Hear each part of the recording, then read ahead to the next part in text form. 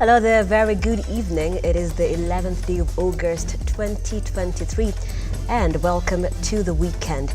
I am Nasin Limanda, sign language interpreter is Josephine Oko. We have lots lined up for you this evening, including the center stage, where we are be looking at some magic right here in studio later on. So be tuned for that.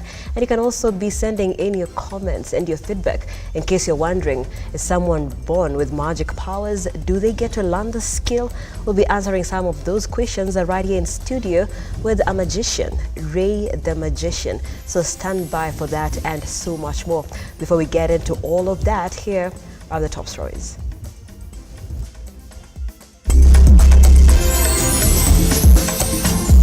Tonight on Look Up Weekend. Those who have usurped power in our country do not respect that constitution. And that is why an order can be given of shoot to kill. Government planned wanton killings of Azimio supporters, says Raila Odinga, as Azimio leaders preside over burial of protest victims. Kenya Kwanza and Azimio coalition speak 4-member technical team each for the dialogue panel. Amekuwa na misimamo yake. Akasema yeye hataki afanyiwe impanda ya maombi, hataki afanyiwe hata jambo ya kupandiwa msalaba. And shock in Kirinyaga after a 60-year-old man was buried in just 10 minutes according to his wishes. This is Look Up Weekend. Catch these live broadcasts across our social media platforms. Lookuptv on Twitter, Lookuptv on Facebook, and Lookuptv on our YouTube channel. Do let us know as well where you are watching us from, and let's keep this broadcast going. Let's begin. Opposition coalition Azimio has once again blamed the government and the police service for the killings of protesters during the demonstrations organized by the outfit. While attending the requiem mass for some of the victims of police brutality in Siaya County, they insist police used brutal and unwarranted force on demonstrators and that the killings were well planned. And as reporter Henry Tende now files, Azimio leaders have condemned the Inspector General of Police for his utterances on the victims of the brutality and have invited the International Court (ICC) to open investigations into the Kenyan situation with a view to uphold all those responsible for the loss of life to account. Muliofika. Ninaomba tu nafasi hapo na asanteni sana. The requiem mass for some of the protesters who lost life during opposition-led demonstrations that was held in Siaya County provided an emotional political environment. Opposition group Azimio going directly against President RUTO's regime, accusing the head of state of allegedly instructing the police to wreak havoc on his supporters. So these young people have died a very brutal and painful death. They are basically victims of gunshots committed by police officers who are supposed to protect them, their lives and property. Azimio leaders who insist police must take responsibility for the killings have condemned the utterances by Inspector General of Police Japhet Koome that impugned the Azimio leaders hired dead bodies from morgues for display on the streets to paint the police as rogue. The leaders now want Koome to vacate office, insisting he is not fit to serve at the helm of the police force. The only way Koome can get away with criminal liability, is to resign. Their anger was also directed at President RUTO, whom they have castigated for praising the manner in which police handled the demonstrations, even in the face of the deaths that were recorded. Because I've heard Mr. RUTO bragging all over. Nitawakalia ngumu. Nitawakalia ngumu hawa watu. Tutawanyorosha. Tutawanyorosha. Those are the words of Mr. RUTO. Polisi wamefanya kazi mzuri kwa kulinda Wakenya. Ati hatuwezi kukubali wengine wafanye maandamano ya kuharibu mali ya Wakenya. Sasa Mr. RUTO, which mali was being destroyed in Bondo? Which mali was being destroyed in Bondo? Which mali was being destroyed in Sondo? Which mali was being destroyed in Migori? With the Luo community having suffered most in the demonstrations, Odinga and his troops say President Ruto's regime is trying to divide the country along ethnic lines. It is not just against the Luos. It's against all the communities that voted predominantly for Azimio. And we've shown it in terms of employment, the way people are being employed discriminatively, and you've also shown it in the way you have profiled the people. Azimio team have vowed to seek justice for the victims and have invited the International Court ICC to open investigations into the killings in the country and open criminal proceedings against all those involved. And they want the international community to stand with Kenya.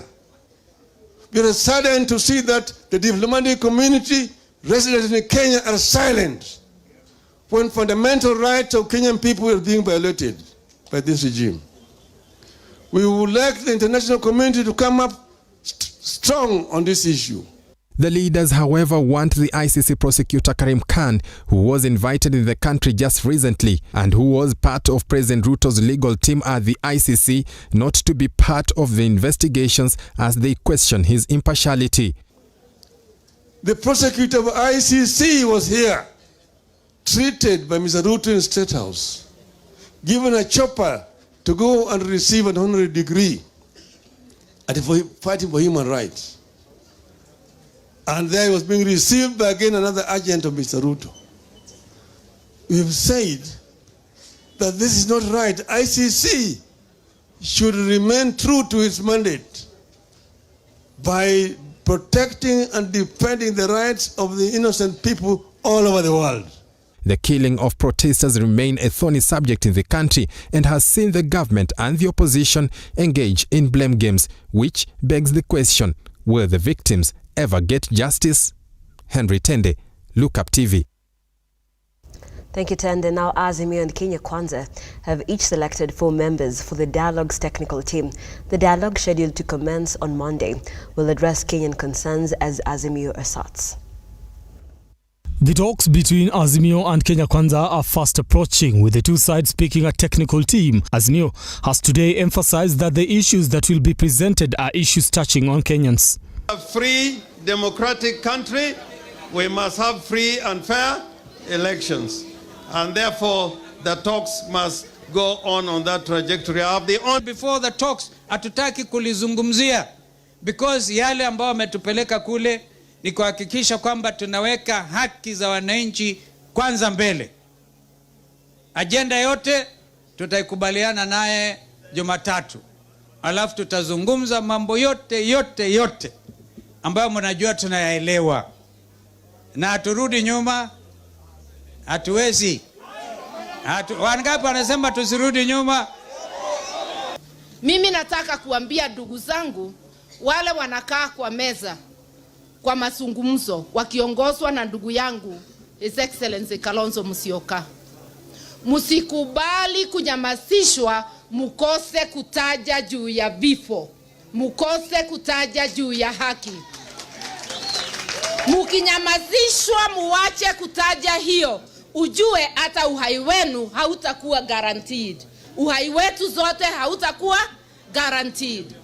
This comes as both teams still maintain their hard stance on some issues. Karua maintains that they are not interested in power sharing and their demands remain the same. Sisi kama Azimio hatujaomba viti, hatujaomba hata katiba ipanduliwe tupatiwe viti. Tumetosheka kuwa tunatetea wananchi vile tulivyo. Usilete agenda haieleweki. Agenda ni gharama ya maisha. Agenda ni kufungua sava. Agenda ni kuunda IBC. Usifikirie ukiua watoto wetu tutapiga makoti. Inclusion in national affairs is also a subject of debate that the Raila-led coalition once addressed. And this share ownership is determined on the basis of how people voted for Kenya Kwisha. That the communities did not vote for Kenya Kwanza, and that's why they are not shares. They have no shares in your government. And that's the reason why you profiled those communities. It is not just against the Luos. It's against all the communities that voted predominantly for Azimio. And we've shown it in terms of employment, the way people are being employed discriminatively, and you've also shown it in the way you have profiled the people. On its side, the Kenya Kwanza team appointed lawyer and lecturer of the University of Nairobi, Mudhomi Thiankolu, advocate Linda Musumba, lawyer Nick Biketi, and Kenya Power director cum lecturer Duncan Ojwang as their technical team. Azimio's technical team includes Jubilee Secretary General Jeremiah Kioni as the team leader, UN lecturer Adam Solo, executive director of human rights organization Muhuri Zain Abubakar, and Red Cross nutrition officer Isabel Githinji. The technical teams are expected to work with their respective delegation to provide skills, insights, guidance and expertise that will be required for fast realization of the objectives of the dialogue. Amoy Brian, Lookuptv, Nairobi. Thank you, Maya, for that story. Now, the push to have Kenyans who are affected by the 1998 U.S. Embassy bombing in Nairobi continues as the Senate ad hoc committee met with the victim of the lawyers today. Amina Abdirahman with more details on the story. On August 7th, 1998, bombs blew up in front of the American embassies in Nairobi, Kenya and Dar es Salaam, Tanzania, leaving more than 200 people dead and 1,000 others wounded in an attack that was directly linked to Al-Qaeda. Would the U.S. walk the way it talks about the new U.S. policy? If this can be a magic through the Senate ad hoc committee, to ask the president to call the U.S. president and present us instead of going round and round, so that all these victims who are suffering can get their compensation. And today, the Senate committee that's pushing for the compensation of the Kenyan victims met with the victims' lawyers, including Attorney Philip Mussolini. So we will stay in the fight. I know you two will stay in the fight. And we do have alternatives. But I'll say this frankly, if I start telling Senator X and Congresswoman Y that I have another way to do it and it'll only take me 20 years, one of them is going to say, call us in 20 years. So the answer for our victims now is there may be other ways to do it. There may be a couple decades of a solution down the road, the International Court of Justice, New York courts, anything that we can all imagine, all the really good lawyers. Ramona Tasco, an American activist and a professional physician who has campaigned for the compensation for the victims, has urged the Senate ad hoc committee, once they are in Washington, not to back down and ensure the victims are justified, citing biasness in the whole operation, as their American counterparts were already compensated. As an African American, when I saw the pace at which the responses were coming to your injuries, your needs for support, heavy-duty equipment to intervene. When I saw the lifeless bodies of the Kenyans hanging from matatus, I was concerned about the issue of color. I was concerned whether or not the pace of the response would be sufficient. Or would there possibly be an inherent bias? As to why the Kenyan government was quiet about the issue, the chair of the committee, Senator Agnes Kavindu, insisted that the committee was acting on behalf of the Kenyan government and President Ruto was aware of their dealings. Few want to promise you and the rest of Americans that Kenyan government is not quiet. Kenyan government has stood now through the Senate, and even the president of this country is aware of what we are doing, and I know he's on board. Even the opposition leaders know what we are doing. That's why the other day we were with Martha Karua there and the Honorable Stephen Kalonzo Musyoka. We are all on board. Amina Abdirahman, Lookuptv. Thank you, Amina. Principal Secretary of Internal Security inaugurated the Private Security Regulatory Authority in Kisumu on Friday. The authority aims to improve security services provided by the private sector. Meanwhile, Interior CS Kithure Kindiki has vowed to combat insecurity and the use of unauthorized substances in Murang'a during an official visit.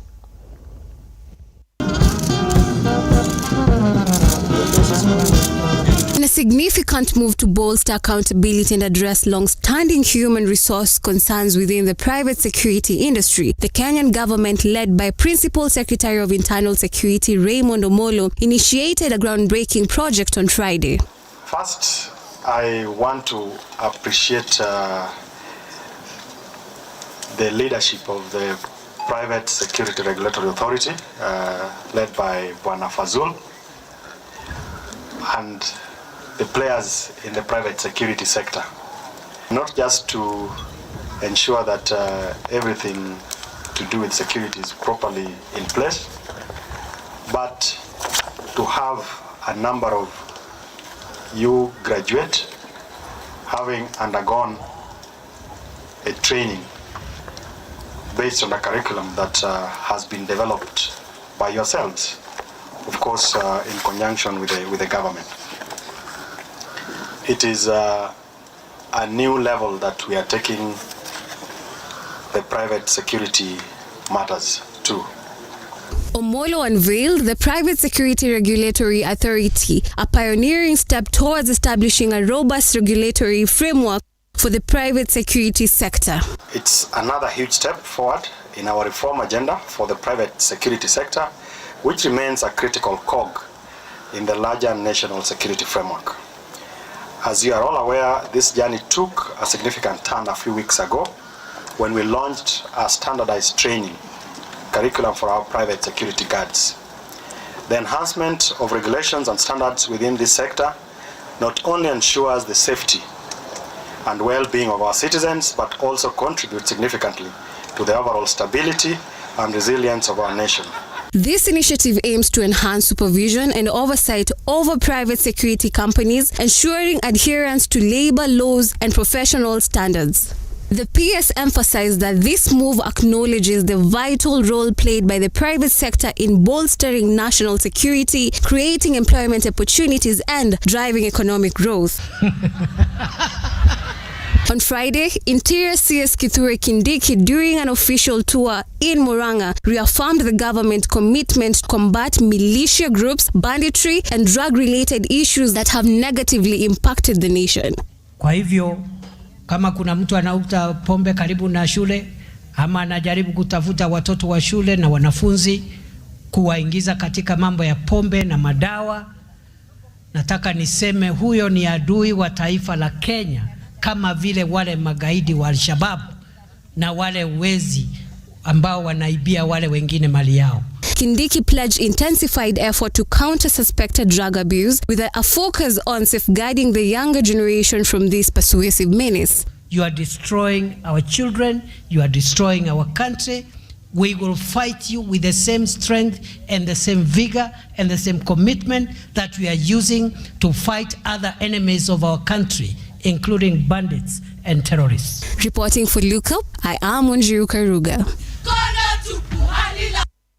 Thank you, Wanjiru Karuga. That story takes us to a break here on the program. We have lots lined up for you, remember, including a center stage tonight. We'll be looking at the intrigues of magic. Don't go too far.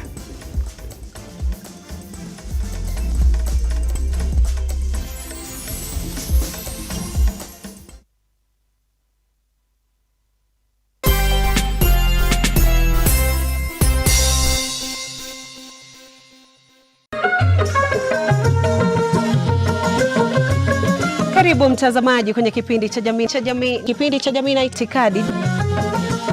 Kaini kitako tuna mengi. Mapenzi yanapoanza watu huitana bebi na majina mengine matamu, lakini baadaye penzi linapogeuka na kuwa shubiri, mtu anafikia kwenda kumtafuta mke mwingine. Itakuwaje? Yule wa kwake nyumbani labda hajamridhisha. Ni sawa ama vipi Malkia? Dadangu, wanaume ni kama maembe. Huyu ni mwanamume atakuja abadiliki. Mwanaume mwenye wanawake wengi hata katika uchumba, kwenye ndoa ataendelea.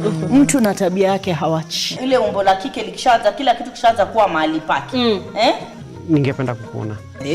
Sijaenda mahali ambapo mimi nilisikia mtu ati huyu alikuwa shujaa, alikufa katika mstari wa mbele wa ndoa. Sijawahi sikia mimi.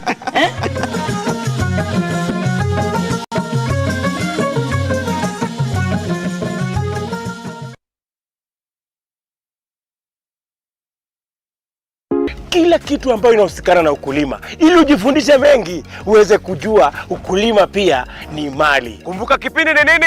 Kipindi ni ukulima ni mali na Manjoro, upate hela.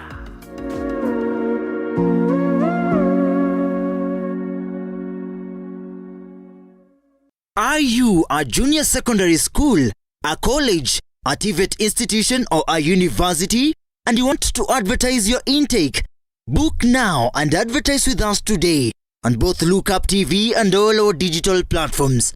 Call us today on 011 0430 158, 011 0430 158, or email us on sales@lookuptv.co.ke.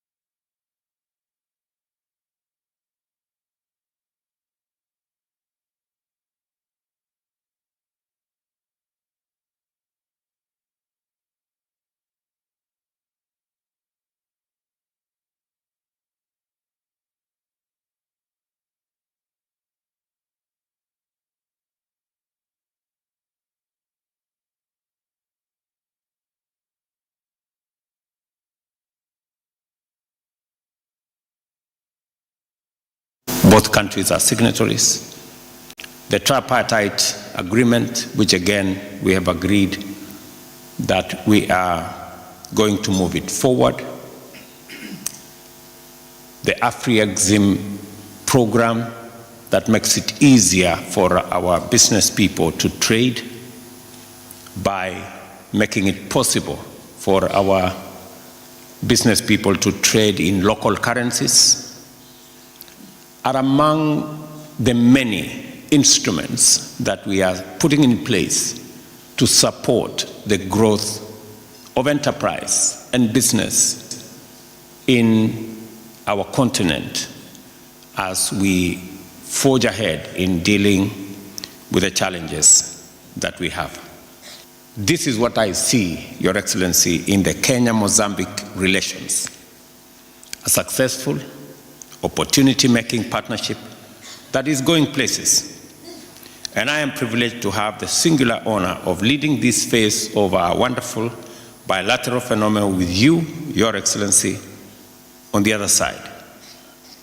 You are a very dear brother and true friend to me and to the people of Kenya, and your consideration does me and my country much honor, which I highly appreciate. I want to commit to you the partnership and the cooperation of the government and people of Kenya in dealing with the challenge of organized crime, terrorism, and violent extremism,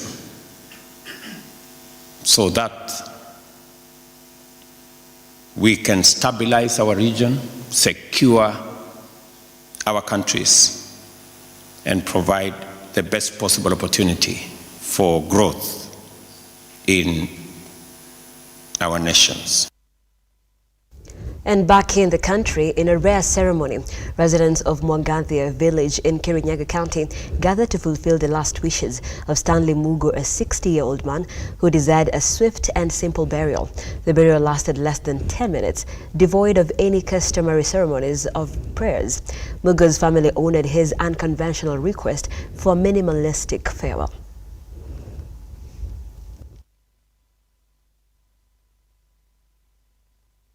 Out in an African burial ceremony. These, they say, were his last wishes. Anashika mtu ambaye alikuwa anaitwa Mogo, alikuwa amesema hataki maombi, hataki mashisini yake, hataki chochote. Ni kutoka moshari kupelekwa kwenye shimo na watu warudishe mchanga kwa sababu hakuambia mtu yeyote. And so as the moments unfolded, the scene that played out before their eyes was one that could be etched into their memories.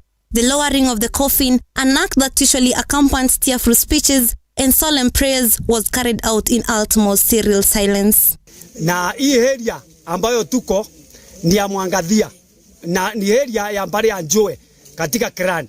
Na sasa sisi ile ambayo tumetoka mochari tukakuja na gari kuingia huku, tumekuja direct tukileta mwili kwa kaburi.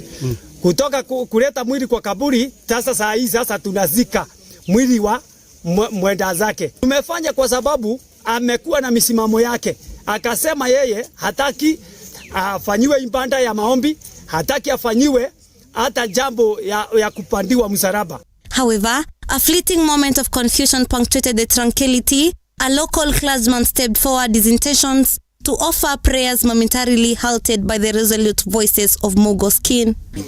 Na mimi ni mtu wa familia kwa ufupi, kwa kinyumba anaweza kuwa ni ndugu yangu, lakini alikuwa amewacha laana ya kwamba asiwe na kusiwe kunaongelewa maneno mingi kumhusu na ama kuhubiri. Kwa hivyo sisi hatukupatafuta mhubiri. Wakati tulienda mochari, hata wakati kunahubiriwa tuliona hiyo ni yani hiyo pasta tulikuwa tunakaribu kumwambia asiwaje hivyo. Sasa kumchukua kutoka kwa ngari, wakati tumekuja hapa tumechukua mpira kumweka chini, tukaingiza tumbukiza kwa shimo.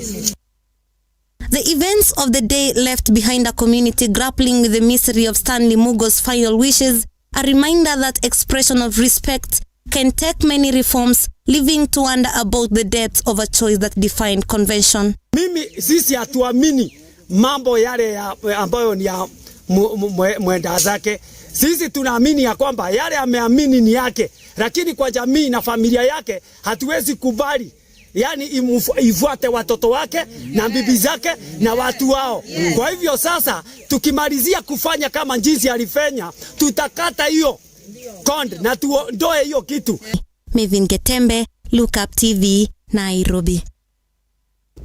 Thank you, Getembe. Teachers and parents in Nakuru are taking stock of the gains evangelized by the competence-based curriculum CBC amid intensifying calls for continuous training of teachers for efficiency. An elaborate display of innovative skills and dramatization of values and ethics by grade 3 pupils was the highlight of the day-long exhibition at the RUTO Academy in Nakuru. There's more stories in our county wrap.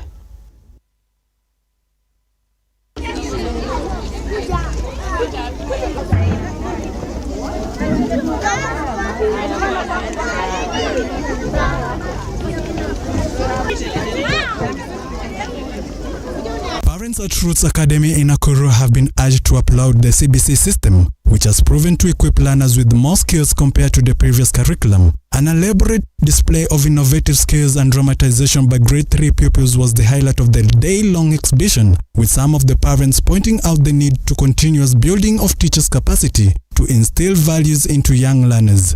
We have had an exhibition. The theme of this year's project was developing and nurturing the moral values in our learners for an ethical society. So they worked with their teachers. We have the posters that they've displayed today. They have skits, they had songs, they had poems that was passing the same message that was supposed to be assessed by the teachers during this year's grade 3 NEC assessment. Elsewhere, parents in Kajiado have been urged to safeguard their girls from some retrogressive cultural practices like female genital mutilation during the August holiday. Teachers have called on parents to protect their children from barbaric culture and monitor their children's engagement to avert teenage pregnancies. They want parents to report cases of child rights violation and ensure all learners, especially girls, resume classes once school reopen for the third term. Wazazi nataka kuwaambia na kuhakikishia kuhakikishia ya kwamba sasa maneno ya CBC iko sawa sawa, imelainishwa. Tulikuwa tunasema ya kwamba hatuna walimu wa kutosha, na kufikia sasa hivi serikali hii ishaajiri zaidi ya walimu 50 na wasichana wetu tunataka tu pia wasaidiwe. Tunapoelimisha watoto wetu, tunawaelimisha madhara ya FGM.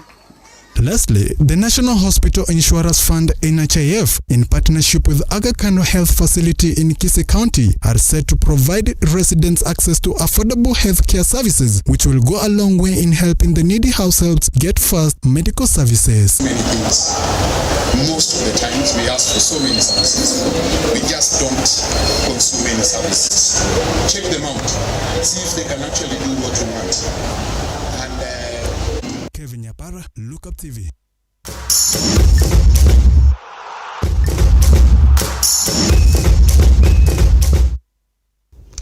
Time now to get sporty. The Cabinet Secretary for Youth Affairs, Sports and the Arts, Ababu Namwambo, officially flagged off the Kenyan team for the World Athletics Championships in Budapest, Hungary. A delegation of 57 athletes will depart in batches starting Monday, August 14th. We put our plan in the preparations for 2023, and we have had weekend meetings.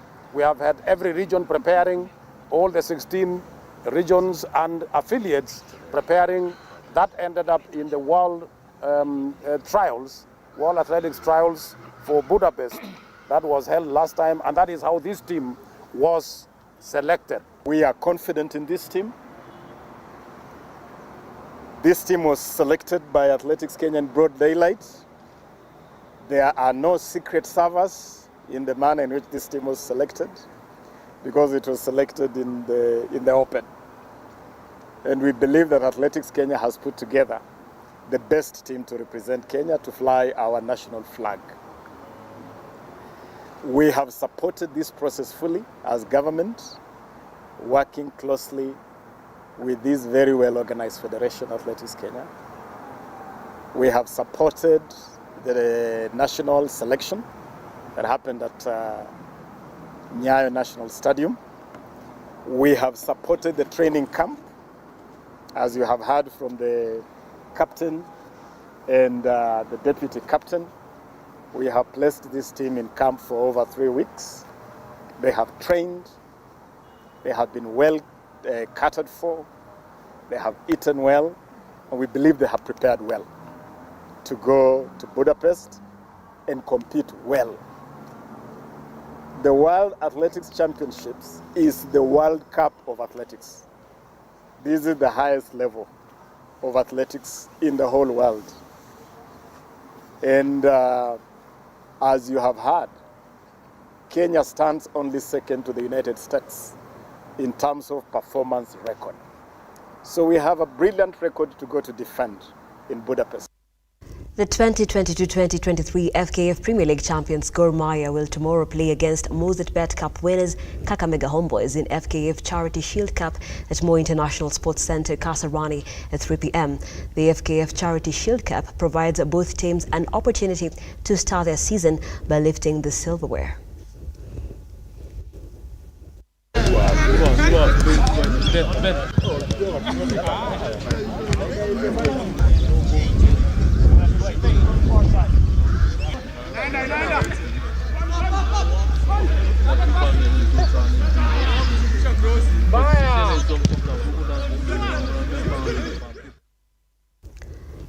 And the 2023-2024 English Premier League is set to kick off tonight with the defending champions Manchester City taking on Burnley at Turf Moor Stadium. Here are more weekend fixtures.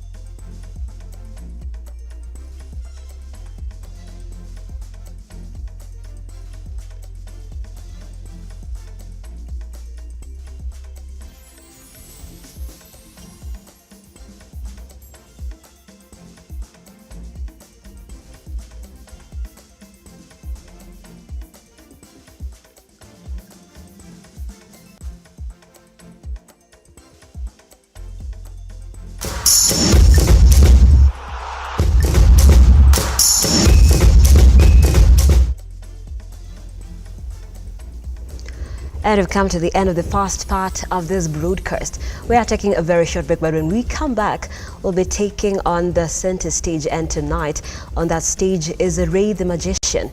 What do you know about magic? What are some of the things you have been told about magic? Are people born with magic? Is there a skill that they acquire? Send in all your questions, comments at Lookuptv on Twitter, Lookuptv on Facebook, and Lookuptv on our YouTube channel. We'll be having that conversation in just a few minutes.